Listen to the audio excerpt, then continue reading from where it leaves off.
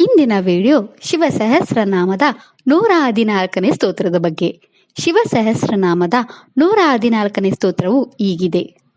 ದೇವಾಸುರ ವಿನಿರ್ಮಾತಾ ದೇವಾಸುರ ಪರಾಯಣಃ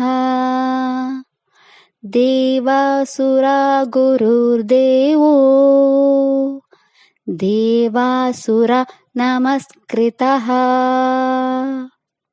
ಈ ಸ್ತೋತ್ರದಲ್ಲಿ ಶಿವನ 5 ನಾಮಗಳಿವೆ. ಈಗ ಶಿವನ ಈ 5 ನಾಮಗಳ ಅರ್ಥವನ್ನು ವಿವರವಾಗಿ ತಿಳಿದುಕೊಳ್ಳೋಣ. ಶಿವನ ಮೊದಲ ನಾಮವು ಹೀಗಿದೆ: ಓಂ ದೇವಾಸುರ ವಿನಿರ್ಮಾತ್ರೇ ನಮಃ.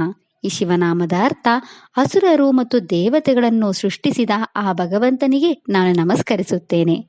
ಶಿವನ 2ನೇ ನಾಮ ಹೀಗಿದೆ: ಓಂ ದೇವಾಸುರ ಪಾರಾಯಣಾಯ ನಮಃ.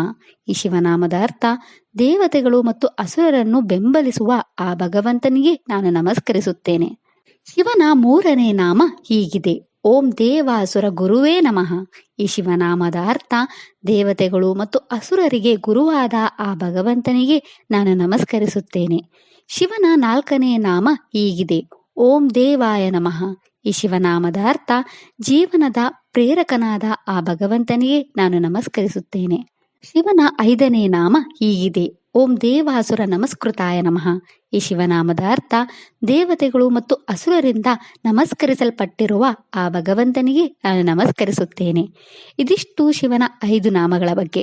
ನಾಳೆಯ ವಿಡಿಯೋದಲ್ಲಿ ಶಿವ ಸಹಸ್ರನಾಮದ 115ನೇ ಸ್ತೋತ್ರದ ಬಗ್ಗೆ ತಿಳಿಯೋಣ. ಓಂ ನಮಃ ಶಿವಾಯ. ಈ ವಿಡಿಯೋ ಇಷ್ಟ ಆದರೆ ಲೈಕ್ ಮಾಡಿ, ಶೇರ್ ಮಾಡಿ ಮತ್ತು ಚಾನೆಲ್ ಸಪೋರ್ಟ್ ಮಾಡೋಕ್ಕೆ ಸಬ್ಸ್ಕ್ರೈಬ್ ಮಾಡಿ. ಧನ್ಯವಾದಗಳು.